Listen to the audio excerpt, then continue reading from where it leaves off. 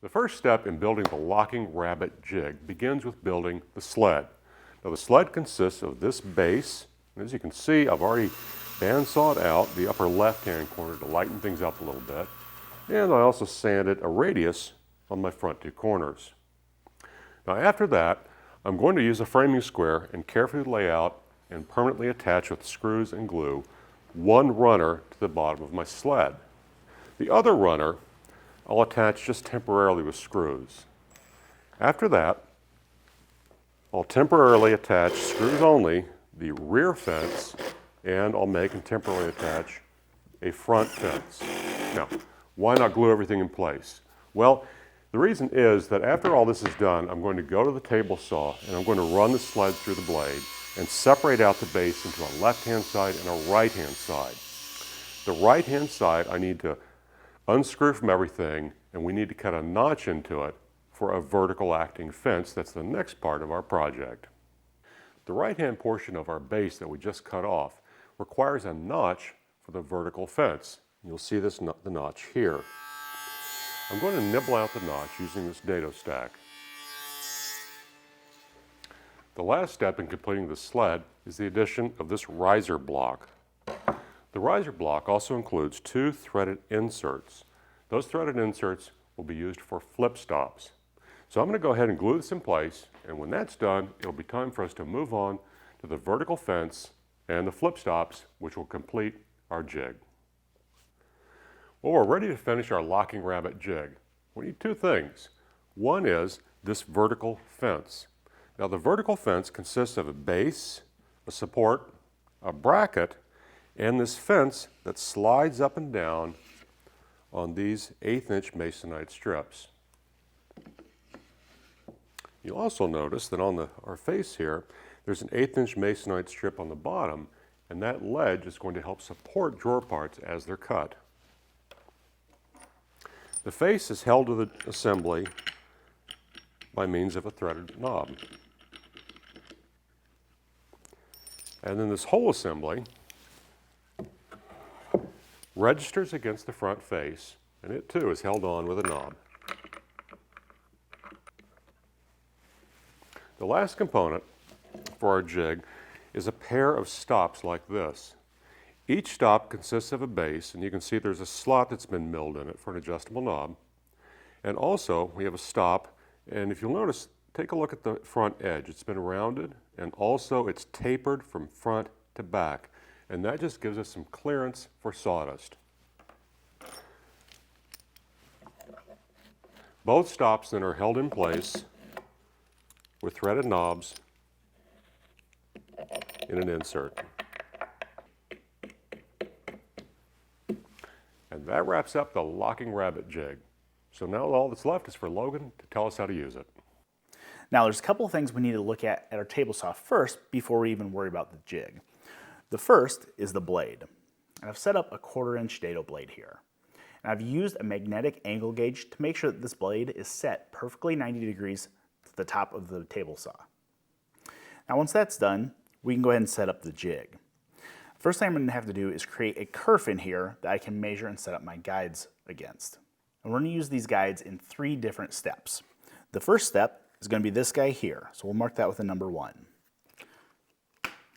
And that's going to create a dado in the sides of our drawer. And after we've created that, we'll come back here to this tall fence. We'll mark that with a number 2. And we'll use that to notch the ends of the front and the back of the drawer. And then come back to the front. We'll use this guy, number 3, to create a notch on the tongue of the front and the back of the drawer. So I'm going to go ahead and create this kerf first, then I'll show you how we set up this first stop.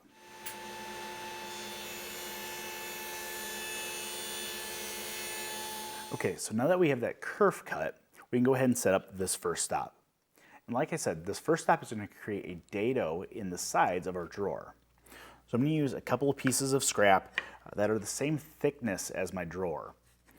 The first thing we're going to do is we're going to use a setup block to adjust this stop so that it is exactly 1/4 inch away from that kerf we just made. We'll tighten that down. We'll use the same setup block to adjust the blade height down to 1/4 inch.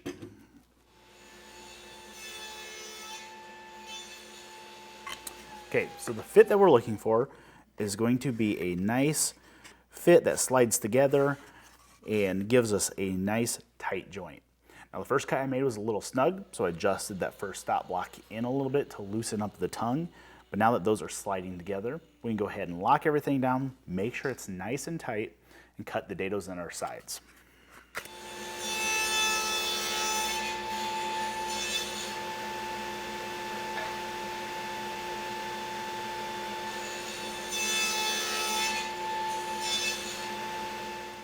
Okay, so now that the sides are taken care of, we can go ahead and concentrate on step number 2, which is going to be this vertical partition here, and that will be to cut the groove in the ends of our front and our back of the drawer. So we have a couple adjustments here. The first is this fence slides left and right, so closer or further away from the blade. To set that, we're going to use the sides that we just cut.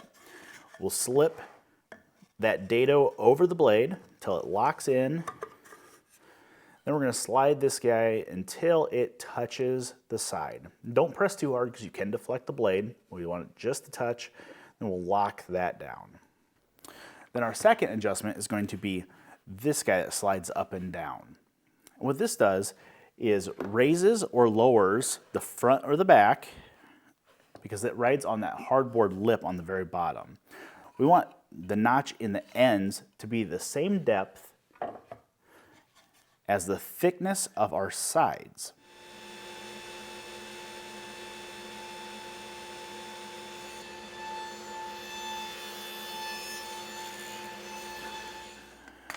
Okay, so it takes a little of adjustment, but you can dial in that cut depth so it exactly matches the sides, and that's what we're looking for.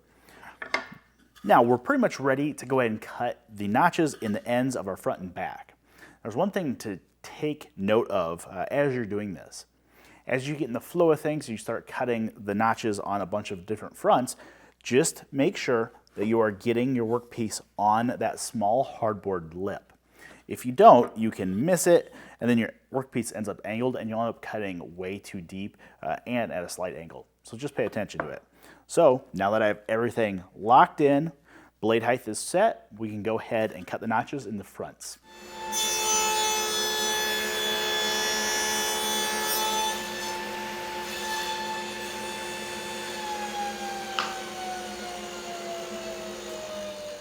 Okay, so now that we have the groove cut in the ends of the front and back, we can go ahead and notch one of these tongues off to create a short little stubby tongue that will fit in our sides. To do that, we'll flip number 1 out of the way, flip number 3 down. We're going to position this guy so it leaves about half of that tongue on there. Slide that stop into place and tighten it down.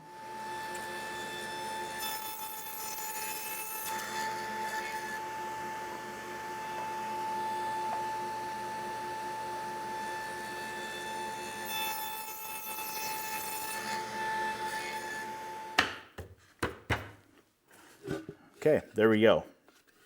Once you have that tongue nibbled off, everything snaps together. Pretty nice and neat. And now all you have left to do to finish out some drawers is to cut a groove for the bottom. Now you can do that here at the table saw or at the router table. That's your choice. One of the things that I like about this jig is this is now set up for this size drawer. So if I need to make a bunch of these, it's pretty easy to do.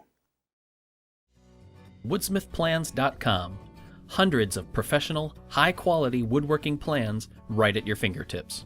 Every single plan is presented as an easy-to-download digital package that includes pages of step-by-step instructions, full-color photos, illustrations, and exploded views, retail sources for hardware and supplies, plus a cutting diagram and materials list. Many plans offer handy video overviews and guides. Plus, we're proud to offer our plans in both standard and metric. Everything is here, from gorgeous heirloom furniture projects to handy shop projects and upgrades, clever, cost-effective storage solutions, as well as weekend projects and accessories that are great for gifts. All fully searchable and categorized for easy browsing.